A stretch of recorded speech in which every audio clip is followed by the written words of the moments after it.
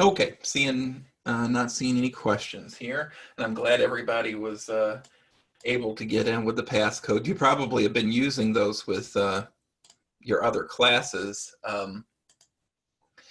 I'm just kind of late to the party here. Okay, let me find where's my PowerPoint. There we go. Share that, and once it pops up my little screen here, I can start. Okay, so we're going to go over chapter 8. We're going to talk about chromosomal mutations now.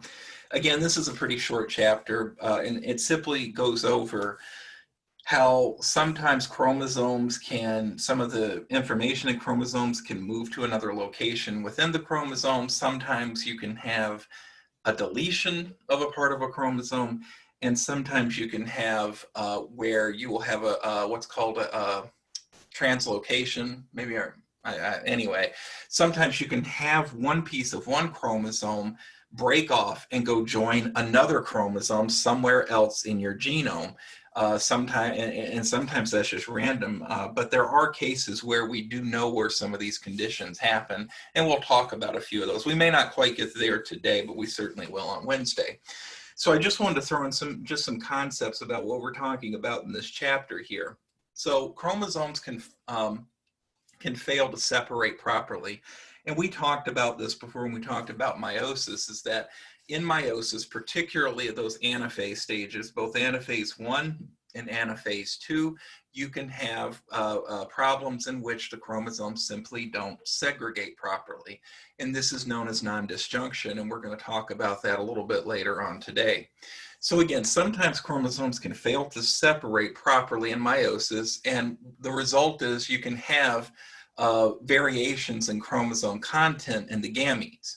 And then with that variation, you can have offspring that arise from those gametes that may have problems. Okay, so we're not talking this. Sometimes this can be very serious, particularly in animals, which we'll see, that you're going to have offspring that either will have too many chromosomes or they won't have enough chromosomes, and conditions can arise from those two situations. However, I emphasized animals because in plants can generally tolerate very abnormal genetic content.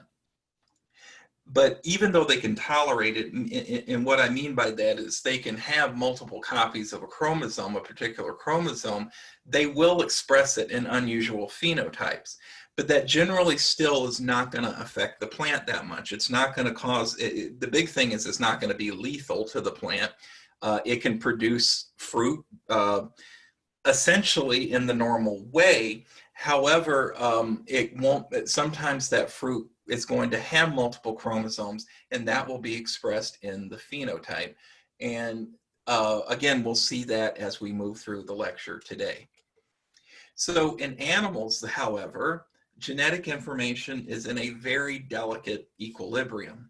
So if we gain or lose any type of chromosomal material in an otherwise diploid organism, this is often going to lead to problems such as lethality or some type of abnormal phenotype.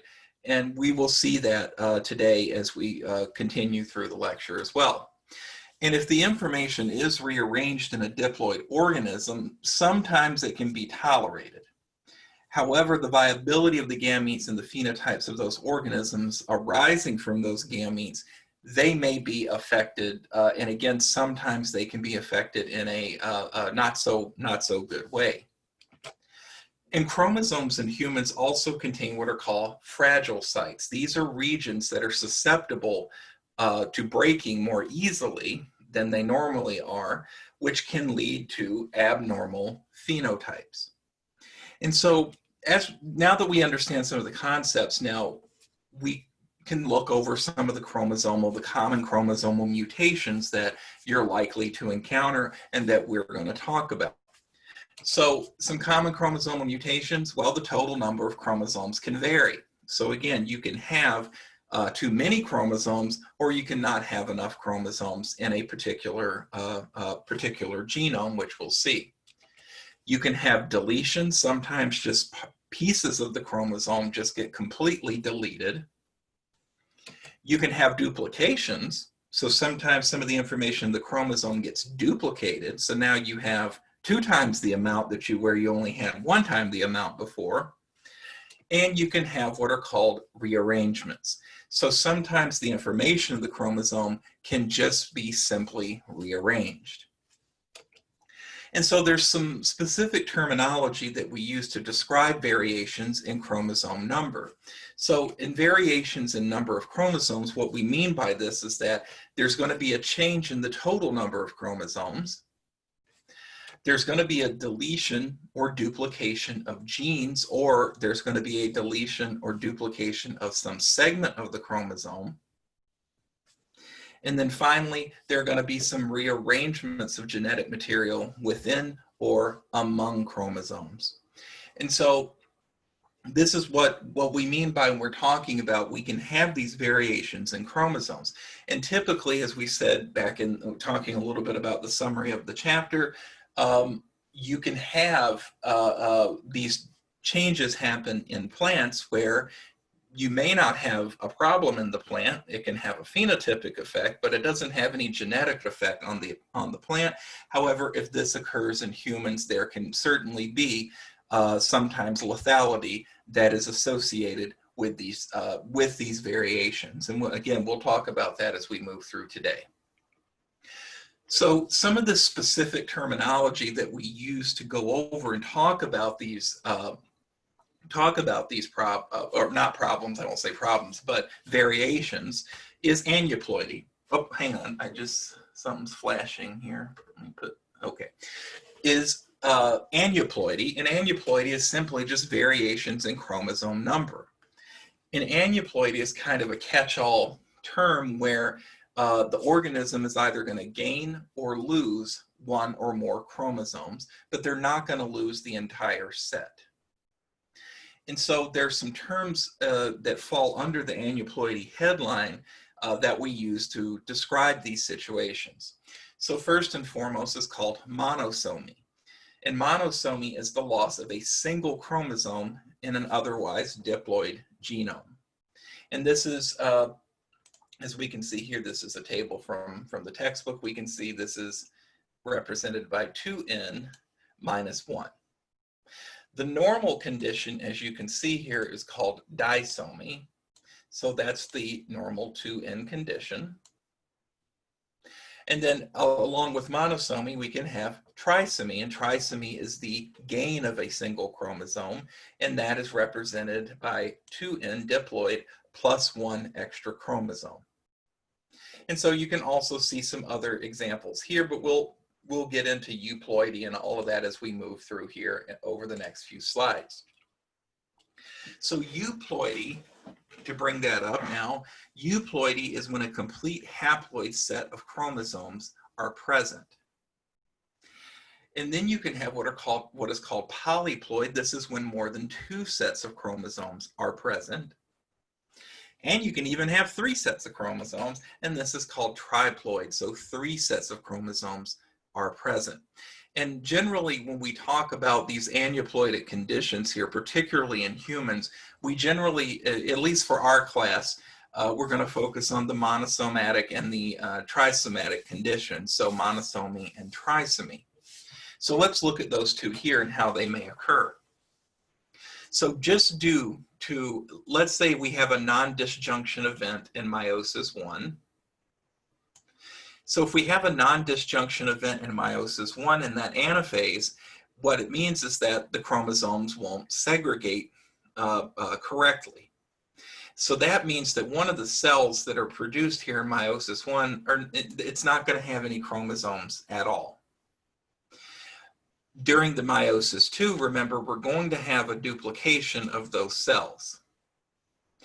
Duplication leads to 2 gametes here that now contain no chromosomes. So if these were egg cells that got fertilized by sperm, the resulting fertilized gametes here would have only 1 chromosome.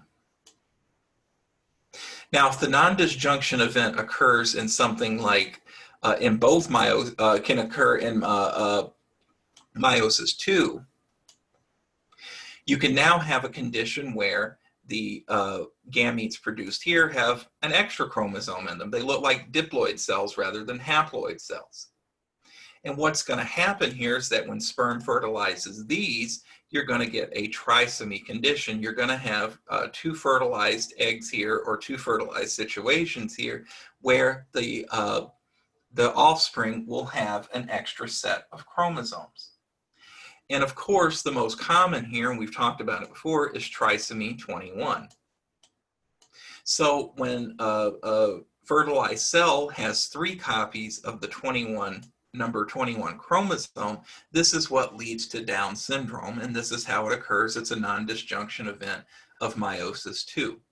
So this is what we mean.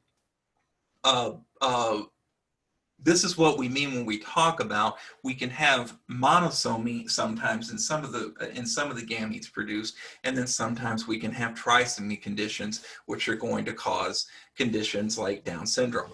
These over here, these monosomatic cells here, this is just going to be lethal. These cells are not going to be able to be carried to term. Thus, that's a lethal condition. For an animal to, especially for humans to form a fully formed organism, we have to have 2 sets of chromosomes. So the one set is just simply not gonna live. So again, how does aneuploidy occur? You can have non-disjunction during meiosis I or meiosis II, or sometimes you can have them in both. And what this does is it gives rise to chromosomal variation. So again, if you have a first division non-disjunction, you're going to end up with 2 cells that have no chromosomes. And when those are fertilized, we now only have 1 set of chromosomes. But what we also produce here are cells that have a 50% chance of being having trisomy. However, if you have a non-disjunction event in meiosis II here, you're going to have a 50% chance of producing gametes with a normal chromosome set, or you're going to have one that has 1 too many chromosomes, and then one that has no chromosomes at all. And so at the very end, what you're going to be able to produce here is you can have 50% normal offspring. You can have 25% would have the trisomy condition, and 25% would have the monosomatic condition here. And again, these would be lethal. So these, this fertilization would not come to term. And these trisomatic conditions, let me just pick another color here. In these trisomy conditions, remember, we could have, oops, I meant to include this one too. And these trisomy conditions here could lead to things like trisomy 21, which is Down syndrome. And there's some other trisomy conditions that we'll talk about today. So it's just not Down syndrome that trisomy conditions cause. So monosomy and trisomy conditions result in a variety of phenotypic effects. So again, monosomy is the loss of 1 chromosome. And what happens again is that this is producing now a diploid -1 complement. So again, that 2n-1 complement. And although 1 copy remains of the chromosomes, the organism is generally not going to be viable, particularly if that copy is lethal. The organism definitely is not going to be viable. And what happens here when this monosomy condition, when these monosomatic conditions occur, is that monosomy will unmask recessive lethals. So our understanding of these lethal conditions, a lot of these lethal conditions and lethal chromosome conditions comes from when monosomatic gametes are produced. And most of the time, and again, I shouldn't have said that monosomy will always be lethal in humans. That's not always true, but for our class, we're going to leave it at that, and it's going to be true. there are some more complicated things that can occur here, but we'll just leave it at that. So when one copy is not sufficient for an organism to survive, this is what we call a haploinsufficiency. So again, for our purposes, for what we're learning in this course, is that if we have only a monosomy condition, pretty much most of the time, this is going to lead to a lethality in the organism, particularly when it comes to animals. Again, we talked about trisomy. So trisomy, remember, is when you have one extra chromosome. And in plants, as we can see in the picture here, particularly the strawberries, your book gave an example of I forget if this is huckleberry or what, but it gave an example of this. But I thought the strawberries here would made a better example of what we'll talk about here. So when, particularly in plants, if you have an additional chromosome, it produces a more viable organism. Okay, trisomies for autosomes are often lethal, particularly in humans. But plant trisomies are viable. The phenotype is altered, but look at here, back up to our strawberry picture. Wouldn't you much rather have this big strawberry here than that little strawberry there? You got more strawberry. I love strawberries. So this strawberry here on the left, this really big one here, it's a trisomy. It may even have more than one extra chromosome.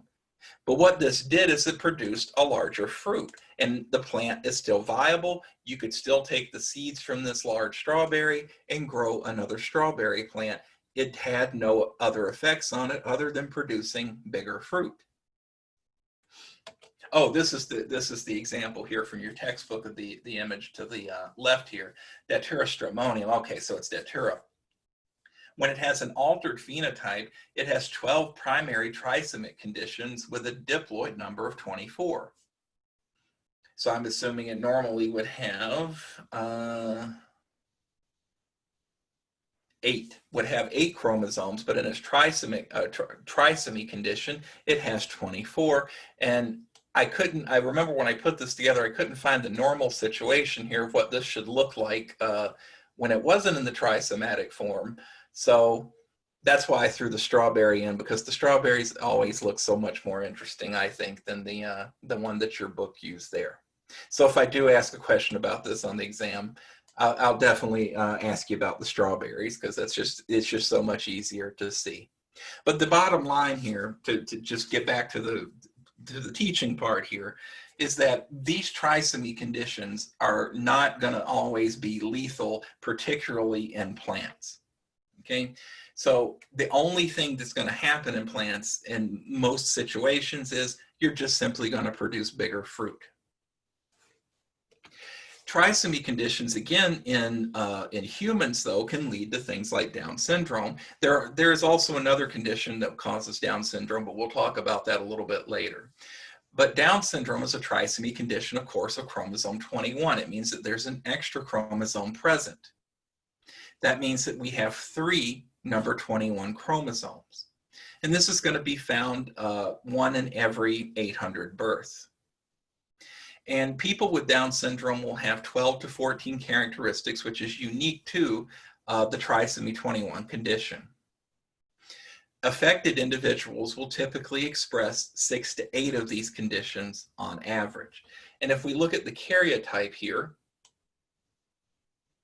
we can see that there are 3 chromosomes here, 3 chromosome 21s here, and this is what causes that people with Down syndrome have the characteristic looking face, short stature, generally are sterile, and generally some type of mental retardation that comes with Down syndrome. Again, there is another way that Down syndrome can be formed.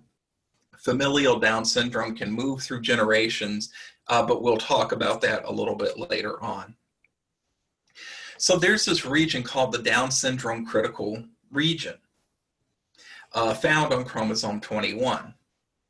The genes are highly dosage sensitive here, and these are going to be responsible for many of the phenotypic effects that are associated with the Down syndrome. And that, on this picture here, this little region has been identified as possibly being, sorry, my lines aren't very straight here, as being that Down syndrome critical region. That some effect at this region here is what is going to cause these phenotypic traits that are associated with a person who has Down syndrome. Interestingly enough, in studying this Down syndrome critical region, people that have Down syndrome are at a decreased risk of developing solid tumor cancers like lung cancer or melanoma. And the reason is this is because people with Down syndrome, whatever is happening in this region here, blocks angiogenesis. And angiogenesis is the formation of new blood vessels in the body. Angiogenesis is, what's the term here? It's controlled by a growth factor, which is called vascular endothelial growth factor, or VEGF. And so, I think I have that here. Yeah, it's correlated with an extra Down syndrome critical region here, which encodes for vascular endothelial growth factor. Since people with Down syndrome have this block of angiogenesis, it means that they don't have as much vascular endothelial growth factor being produced. This is an extremely important growth factor in cancer. Because for those of you who took 1171 last semester or have taken a freshman bio class in the recent past, remember that there are these receptor proteins called receptor tyrosine kinases. Receptor tyrosine kinases can sometimes lose their binding region and they stick together. Remember, there's two of these little dimeric things that have to come together so that it can be in its active form in the cell membrane. So if they stay together and they're constantly being told to stay on, they're constantly telling the cell, you need to divide, grow and divide.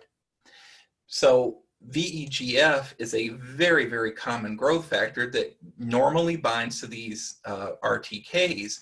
So it tells the cell it's time to grow and divide, and it can also promote the production of blood vessels. But if you're missing a large production of this VEGF and you're slowing angiogenesis down, if a cell does happen to divide over and over, a tumor won't form because there's no way for blood vessels to be made to it. So when tumors form in our body, especially solid mass tumors, it has to have a blood supply, so it has to build blood vessels that go to it and supply it. But people with Down syndrome, since they lack producing a lot of this vascular endothelial growth factor, they simply don't produce enough blood vessels to support these tumors. So this is why they have a decreased risk of developing these solid tumor cancers like lung cancer and melanoma. The other thing too that's very interesting here, that since people with Down syndrome, again, they have this decreased risk of developing these cancers and they don't produce as much of this growth factor, this is why they're also short in stature. So people with Down syndrome tend to be shorter than a person without Down syndrome. It's simply because they aren't producing enough growth factor to tell their cells to divide that a person without the trisomy 21 condition cells are doing. So I just thought that was kind of interesting, and I wanted to put that in there because I love, unfortunately, we don't get to teach it at Sinclair, but in the past I've taught cancer biology, one of my most favorite classes to teach. So whenever I can throw some cancer in there at you, I'm going to throw some cancer in there at you because I like talking about it. But your book does mention it. So your book does talk about this vascular endothelial growth factor and cancer-associated risks. So we didn't go outside the boundaries here of knowledge, okay? So the origin of the extra 21st chromosome that's found in people with trisomy 21 simply is due to a non-disjunction of chromosome 21 during meiosis, and the homologs that come together didn't just join properly in anaphase 1 or 2, and this leads to N+1 gametes. The ovum, the formation of the ovum rather than the formation of the sperm is the source of about 95% of the trisomy 21 cases. So typically this non-disjunction is going to occur during the production of ovum in women. And what we see here, this is a picture from your textbook here, and what this tells us is that as a woman gets older, the maternal age here, as a woman ages, her chances of having a trisomic condition occur, non-disjunction event occur, increases significantly. So at the age of 35, there's a 3 in 1,000 chance. At the age of 40, just 5 years later, it's 3 times higher. There's a 10 in 1,000 chance. And then as a woman gets older, 45, there's a 1 in 30 chance. And then around 47, a 1 in 15 chance. So it just means that as a woman ages, the non-disjunction becomes more of a probability during those division cycles when the egg is allowed to be fertilized. So we can do diagnostic testing for these aneuploidic conditions. So older women who conceive and are going to carry to term are typically told by their doctors that you are at a higher risk of having a child with Down syndrome. And so you can do diagnostic testing. One of the most common is called amniocentesis or chorionic villus sampling, CVS. And what happens here is that the doctor will use an ultrasound to find a region where they can stick a syringe in safely and take some of the amniotic fluid, and then a karyotype can be done of this fluid because that's going to contain the baby's DNA. And they can do a karyotype and line up the chromosomes and see if there's an extra copy of any of the chromosomes. Secondly, you can do what is called non-invasive prenatal genetic diagnosis, and a lot of women opt to do this because sometimes it's just less invasive. You're not sticking a syringe into the amniotic fluid. And so fetal cells and DNA can be obtained from maternal circulation, and the same thing can happen. Now, a karyotype can be done or other tests can be done to test whether or not the child is going to have some type of trisomy condition. And then you get into the whole ethical debate then, and unfortunately we don't get to debate ethics. Maybe if we were together in a classroom, we could for a little bit. But if the child is shown to have some issue, some problem, some trisomy condition, or some other condition that would cause it problems, where do you draw the line of should the child be aborted or should the child be carried to term? So again, that's just that's an ethical dilemma that I also taught bioethics one semester a few years ago, and that was one of the big shouting match days between students, which was good because I like to generate debate like that. But when we talked about what should you do if the amniocentesis or the prenatal genetic work comes back and does show that the child has some genetic disorder. And as I said before, Down syndrome can arise from 2 different ways. One can be a non-disjunction during those anaphases in meiosis 1 or meiosis 2, but you can also have familial Down syndrome, which occurs due to a translocation of chromosome 21.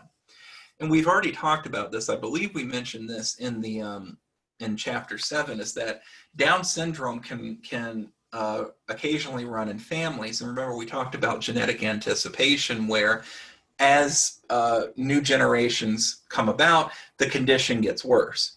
So Down syndrome occasionally happens in families. So the name familial Down syndrome means that this type of Down syndrome comes from the condition where it was a translocation of chromosome 21.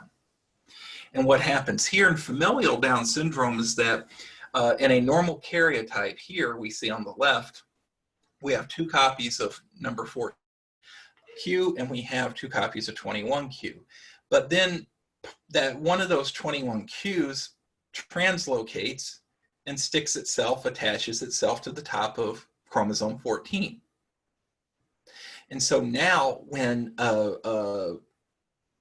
an egg is formed, a fertilized egg is formed, we now have that extra 21 sitting in here. And so now we have 3 21Qs. So a child born from this would have Down syndrome because you have 3 copies of number 21. It doesn't matter that one of those copies happens to be sitting on top of another chromosome. Okay, and again, that's familial Down syndrome, and it's due to a translocation rather than a non-disjunction event.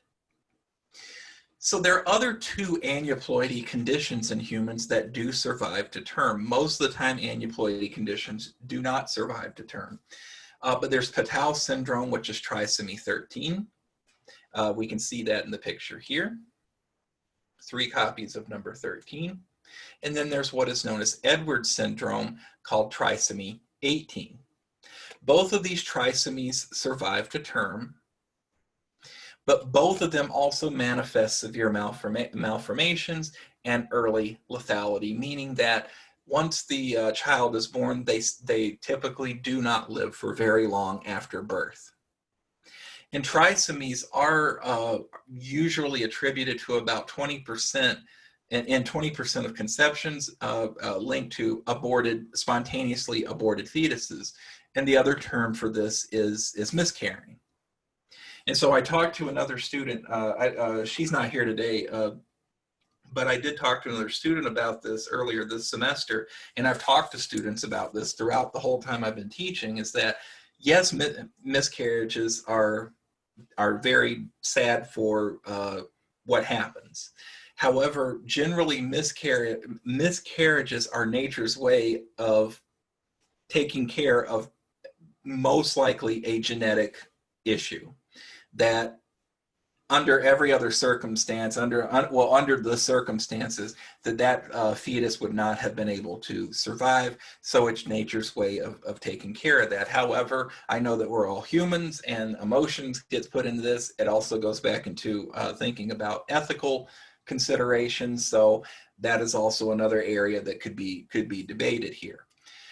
Also, autosomal monosomies are seldom found, suggesting that monosomic gametes simply are functionally impaired. And so that kind of goes back to what I said before when we were talking about the monosomy conditions before, that generally it would be lethal if you had a monosomy condition. Sometimes you can get a carry to term and a child be born from that, but generally they are going to be lethal.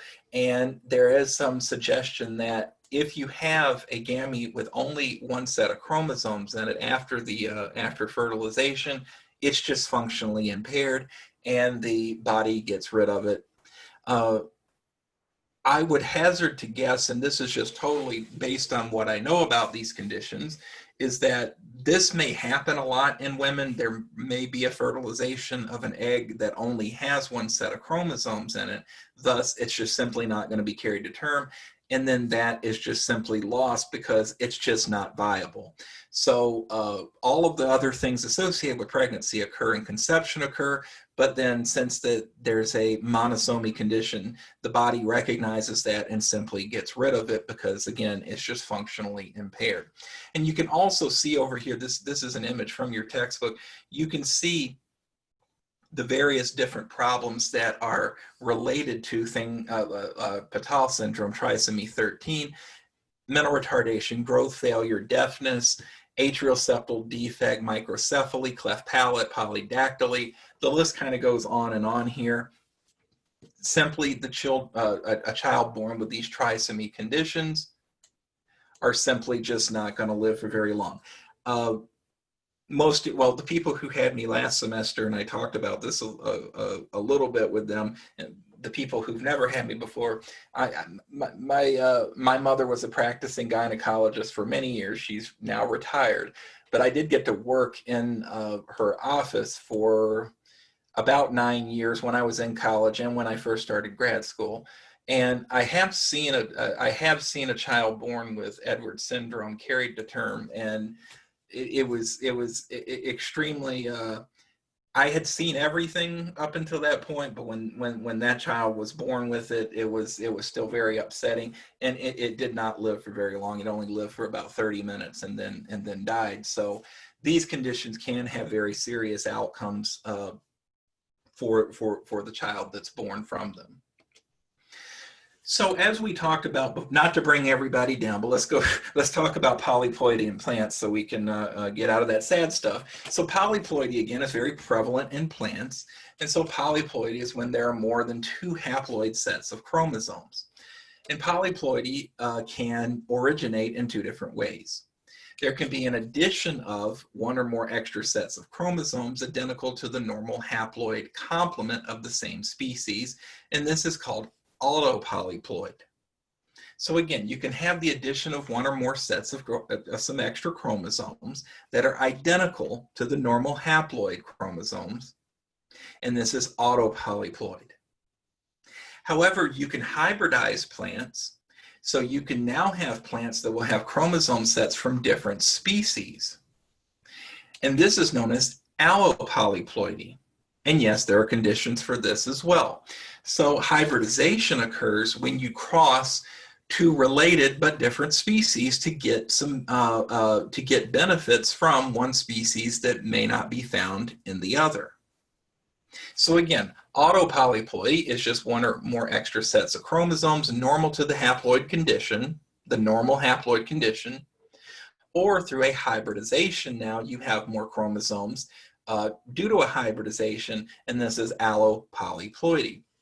So looking at your textbook, an image from your textbook, again, autopolyploidy are just simply extra chromosomes that are identical to the haploid set.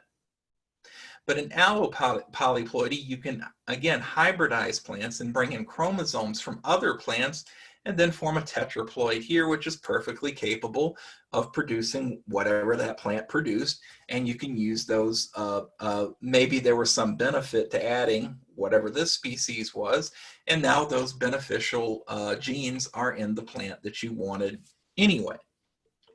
And we got an example coming up here, so we'll see that in just a second here.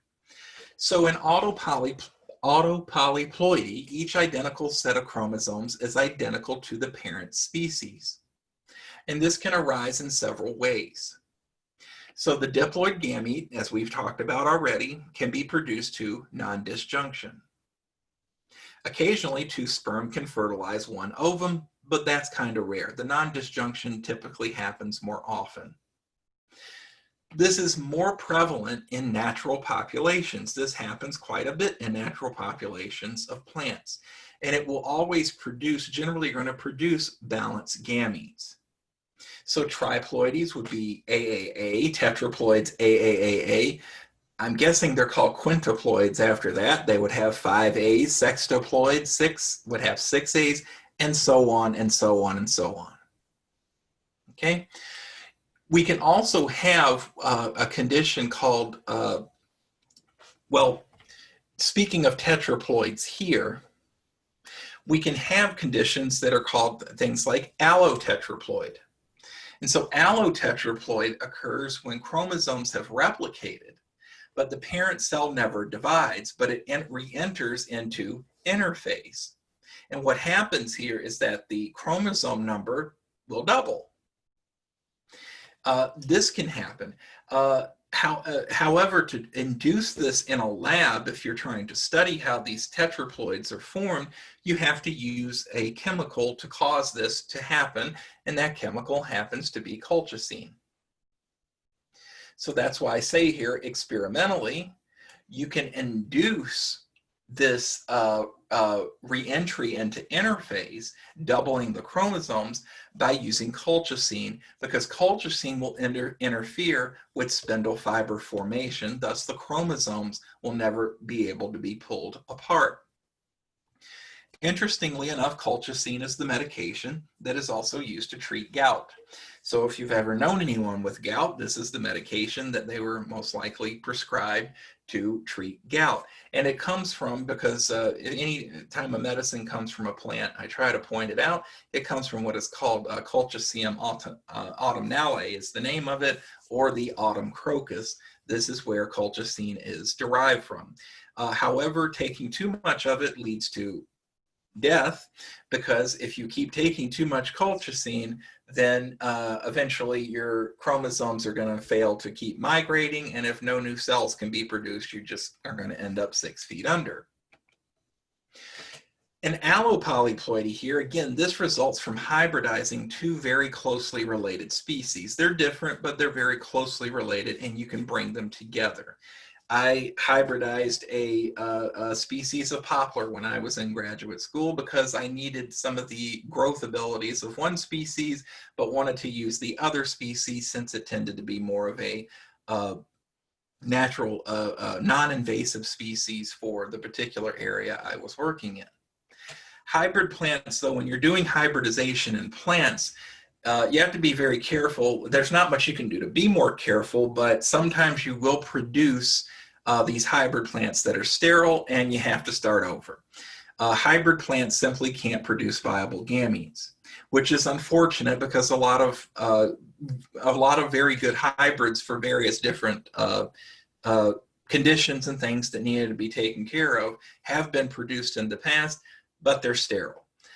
Sometimes the chromosomes may not be homologous when you're doing these hybridizations. Thus, they can't synapse in meiosis, so no crossing over occurs.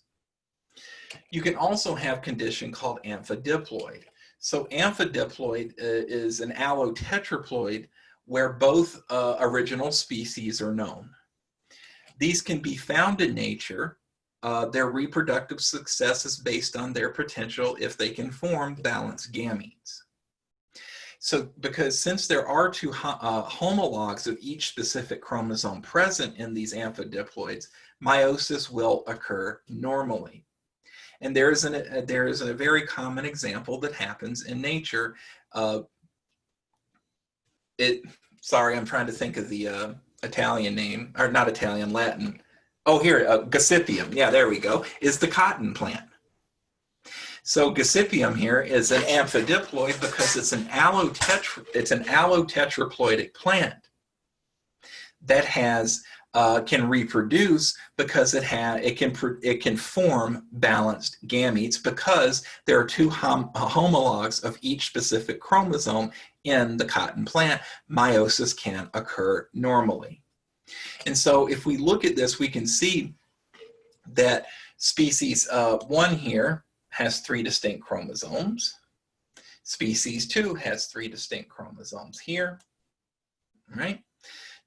When we have a fertilization, through these fertilization events here now, we have species 2 contains 2 distinct chromosomes here. Where's the other one? And A here contains 3 distinct chromosomes. If we follow fertilization between these now, we make a fertile amphidiploid because we now have the ability for these chromosomes, that we now have a homolog for each of these chromosomes. Thus, we can have balanced gametes be formed. And thus, what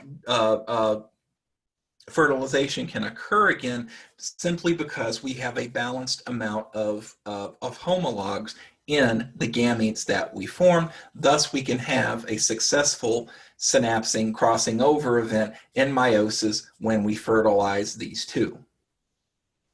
Okay, hope that made sense. So the origin, and knowing all of this, and knowing about how the cotton plant does what the allotetraploid that it forms, the origin of most plant species can be traced back to a lot of polyploid speciation. And plant biologists have estimated that about 80% of all living plant species are descendants of ancestors that formed by polyploid speciation that they sometimes had tetraploidy and sextaploidy, had more than, certainly more than one set of chromosomes. And there are numerous amounts that have been named here, are found, cotton, oats, potatoes, bananas, peanuts, barley. You can read them all here. This big one, wheat. Wheat is extremely important because wheat was one of the first plants to ever be domesticated by humans.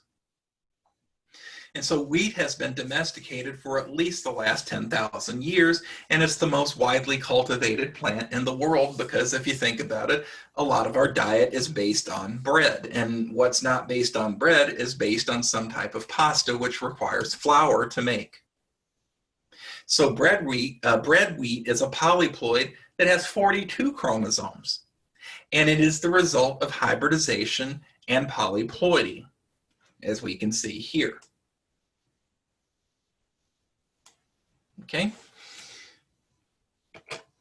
You can also have conditions which fall under the heading of endopolyploid. An endopolyploid is simply a condition where only certain cells in diploid organisms are polyploid. And in those cells, the sets of chromosomes replicate repeatedly without any nuclear division.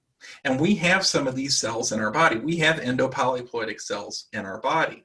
Sometimes vertebrate liver cells, the nuclei of vertebrate liver cells can often have 4, 8, or 16 times the number of chromosome sets in them.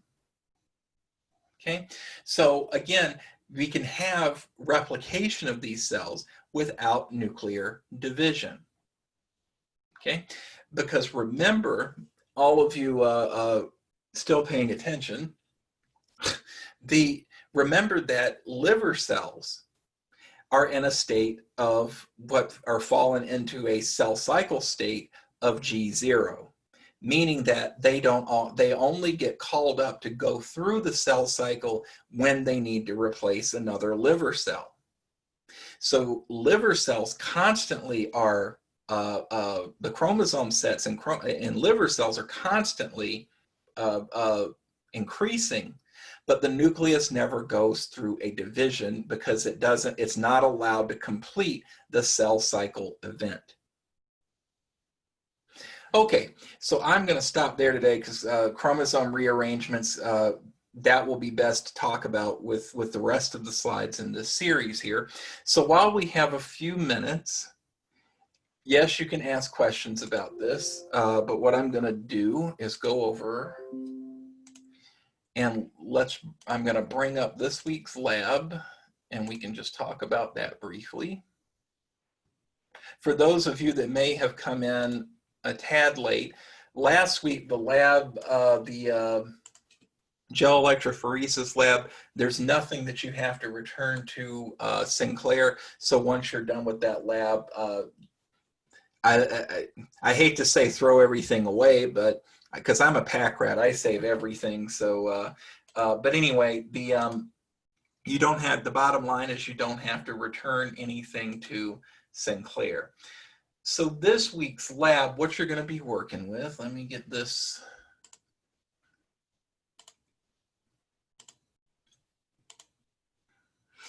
So this week's lab, we changed this up a little bit from last semester. You're going to be looking at restriction enzymes, and this lab is going to take this week and next week as well. So what restriction enzymes are, that's a bad link right there. Let me see if that oh no, that does open something. Okay, so you're good there. What restriction enzymes are, we talked a little bit about it last week. These are enzymes that get produced by bacteria to cut up foreign DNA. So bacteria are constantly under attack by viruses that are called bacteriophages, and bacteriophages typically have DNA genomes. So when a bacteriophage comes into a bacterium, the restriction enzymes, they can chop up that DNA so that the bacteriophage can no longer attack the bacterial cell, right? And so what you're going to be doing here going through all the readings and introductions and things here. What this is going to have you do is there's going to be a video here, and I believe, yeah, you're going to do a restriction enzyme digestion simulation. So this is going to take you to a website. Let me make sure it takes me to the website here. Yep, so you're going to be working in a virtual lab here, and it's going to step you through how to do a restriction enzyme reaction in the lab. Again, as I talked about last week, we briefly talked about this when I talked about gel electrophoresis last week. You can use restriction enzymes in the lab to cut DNA. Particularly, you can use it to cut plasmid DNA that's found in bacteria. And once you've cut that plasmid DNA, you can then take a gene that you're interested in studying and put into that plasmid. And once you've done that, you can now use that plasmid, put it back in a bacterium, and use it to express that gene. And so in the early days of molecular biology, scientists were putting in the gene responsible for coding for something like insulin, and that was the first mass production way to produce insulin. We've come up with better, faster, cheaper, and more efficient ways now, but that was kind of a big thing in the 1960s and 70s, being able to do that. So that's what you're going to be doing here for this week's lab and next week's lab is simply, it's going to walk you through how to do restriction enzyme digestion. Now, the one thing that we didn't talk about last week, and we will, I'm just looking at the, we'll talk more about it when we get to chapter 16, which will be the week of October 19, is once you cut open the plasmid and you've put your gene in that you're interested in getting in there, it doesn't just seal back up. You have to do another step in the lab to make that gene get sealed back up in that plasmid. And that's called DNA ligation. So it's also going to take you through how to take a foreign piece of DNA or the gene you're interested in, what have you. After you've cut the plasmid, you want to put your gene in, you have to do what is called a DNA ligation. And what that does is it kind of glues in that gene into your plasmid. So that's what this week's lab is going to be having you do. There's a lot of reading to this and watching some videos here and there, but we tended to have some of the more positive feedback about this lab last year or last semester. So I'm hoping that that's going to hold on for you guys as well. When you're done with your labs, there is a worksheet here. It just simply has some simple questions about what you were doing and cutting and ligating and all that. And once you've answered these, you then put it in the restriction enzyme Dropbox. And then there's, of course, a quiz accompanying the rest of this lab. So there's nothing, I don't think there's anything you're going to need from the lab kit from Sinclair for these labs for the next 2 weeks. It's just simply you're going to be going through doing the simulations, answering the questions, putting those in the Dropbox, and then doing the quiz. So as always, if you have any questions about that as you're going through it, because I know, let's see here, I have to pick on a student here. Yeah, she's here. Madison's here. If something is wrong about this, she will let me know. she has caught so many mistakes for me this semester in the labs, and I'm very appreciative of that. So if anything gets found or what have you, I'll certainly let everyone know, and we'll work that out here. Okay, got done a little early today, so I will see everybody back on Wednesday. I mean, if you got questions, you can hang around, yes, of course. But if you don't, I will see everybody back on Wednesday.